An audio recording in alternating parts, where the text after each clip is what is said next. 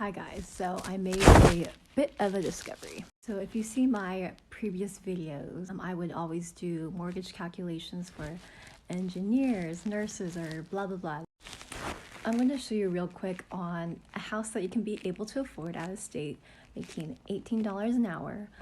I'll show you like the purchase price, the return on an investment if you were to, rent that property out. Yeah, let me show you that here.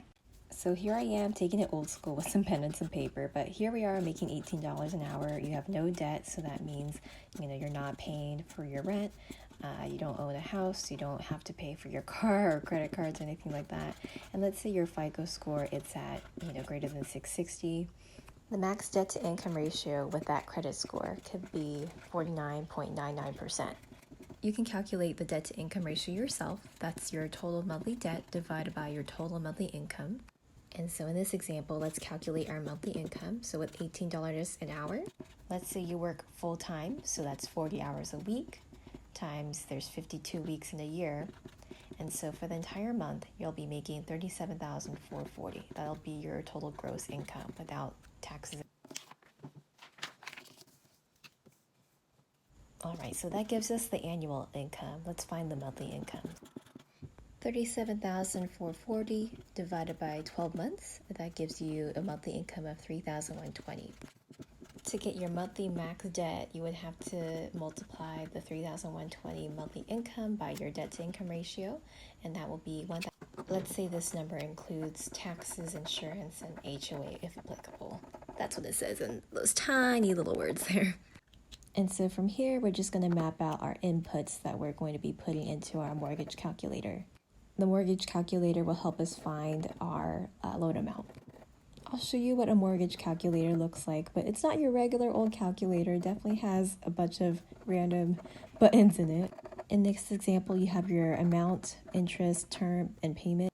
Interest we're saying is 5.5%. The term is 30-year conventional. The payment is just your principal interest payment, and so what we're looking for is actually the amount. The amount is X. And let me show you what mortgage calculator I use. Super easy, so you just go onto your app store and look up mortgage calculator. You'll get a bunch of different options to choose from. I don't know what the differences are between all of them, but this is the one that I use. It has this nice aqua blue color for, I guess, the picture of the app, so definitely download that. And I literally use this for work. So anyways, this is what the interface looks like I showed you before. It shows the amount, interest, term, payment. You'll go ahead and plug those into the calculator. You hit amount and it calculates it to be $187,569.68.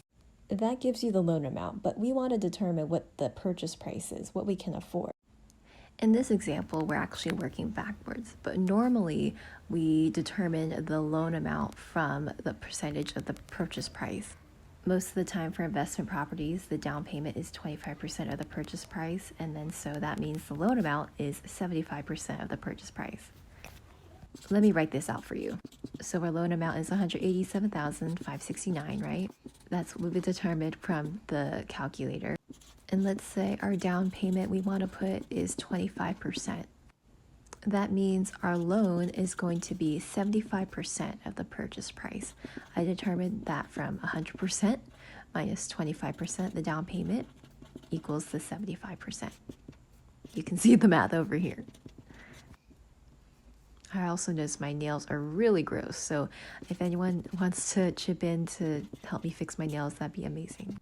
Anyways, you can take the loan amount divided by the 75% to get your purchase price, which in this case is $250,092. That is what we can be able to afford.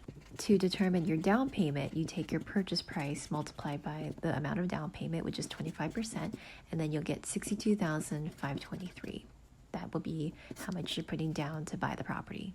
Now from here, it's up to your discretion on what tools you want to use to search for properties and to also be able to calculate your return on investment, because you want to make money somehow with these properties, right? So I'm going to share with you the tools and the services that I use in order to look up and see which properties would be useful for whatever goals I have. So for me personally, I am looking for a duplex. That's going to be a 2-unit property just because I want to obviously be able to rent out a good portion of the house. But maybe later in the future, I want to rent out the second unit as a multi-purpose studio. So for example, like for photo shoots, or for recording music, people can be able to rent out that studio per hour. I'm getting a little bit carried away with that because it's definitely an idea that I have that I'm working on, and so we'll see about that. So let's get started taking a look at these properties with a purchase price of around $250,000. We'll see what they look like and then also confirm that we're making profit. So I'm a new investor and I don't know anyone out of state, so I use this Turnkey company because they literally give you an entire list of different properties out of state and give you all the calculations for their projected income and all that kind of stuff. The company I'm using here is Rent to Retirement. If you listen to Bigger Pockets, you probably hear those commercials all the time. You'll see the property I'm looking at is a duplex in Ohio, and so let's take a look at that. Here they list details of the home as well as their projected numbers for the rental income. I like to do a quick Google search of the property, so here's me doing that. I like to compare what they value the home to be and what online says, and so we're just going to look at Zillow right now. Sites like Zillow definitely give you a lot of information about the home. You can see how much the value is and when they last sold it and the comparable homes. Out of all the search engines for real estate, I do like Zillow just because they kind of have everything in a neat little area. I love the facts and features section where you can literally just see all that information all in one little paragraph. This is not an ad for Zillow, by the way, but I wish it was. Anyways, I like knowing that the neighborhood is a good neighborhood, so I'll take a look at the schools as well. And so over here, they're not looking the greatest, I would say. I mean, they're rated 5 or 4 out of 10, so I like to Google, literally, why does Barberton, Ohio schools suck?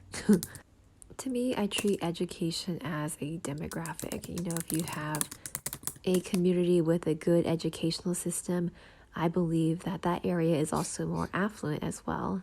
And the same can go vice versa. Maybe you're in a more affluent community and so you have a better education system. Anyways, looking at Barberton, let's see what news has come up here. Most recent articles show there was a gun or bomb threat at Barberton Middle School and that it was handled improperly. Other than that, Google isn't really telling me, how the school system is on a regular basis. I just see that a lot of parents were not happy about that situation at the Barberton Middle School. I also noticed that I sniffled a lot in that last section, so please ignore that. Another real estate search engine I like using is called Trulia. You can go in here and it looks like you can see what the locals say about Barberton.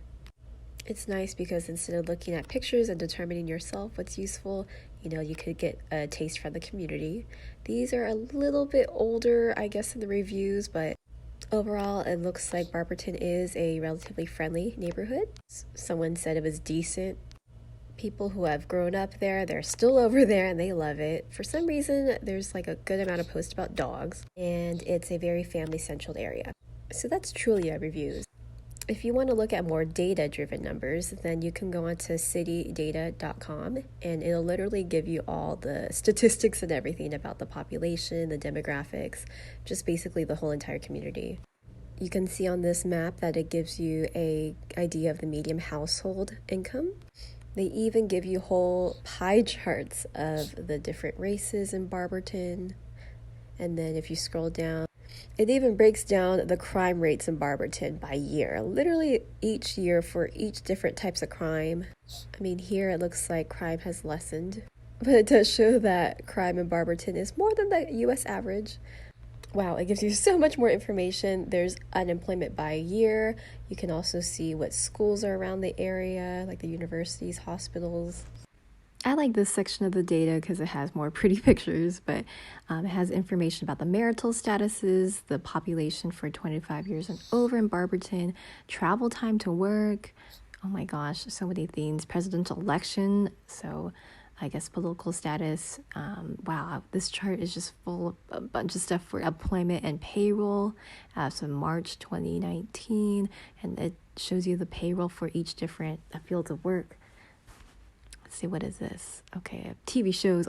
I'm just going to flash forward because there's a bunch of stuff on here, guys. Now we're going to look at this app called Peerspace together. Peerspace is like Airbnb, except you're not renting out a place for people to live at.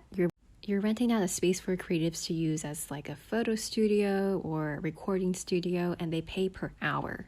As you can see, people could be paying up to $100 per hour. It's easy to read the description and be able to book. So there's the calendar where you can easily just book anytime during the week. I will say Barberton, compared to LA, does not seem like they have a huge population of photographers or models, but that's okay. Now I know. Okay guys, so what did we learn in the past 10 minutes? Well, we learned we can be able to afford a house out of state in Ohio for $18 an hour. We can learn a lot about Barberton's demographics, the community, and also even read reviews of what the people of Barberton have to say about the city. I learned myself that this is not where I want to get a duplex for the purpose of creating a music studio or a photo shoot set because they don't have the audience for it. Hi guys, did a quick little outfit change and scenery change a little bit, but thank you so much for watching. Hopefully it was helpful, and if you do have any questions, because I know it was pretty in-depth, just leave them in the comment section below. But don't forget to like, comment, and subscribe just because I need to get a better idea of what people are interested in. All right, bye.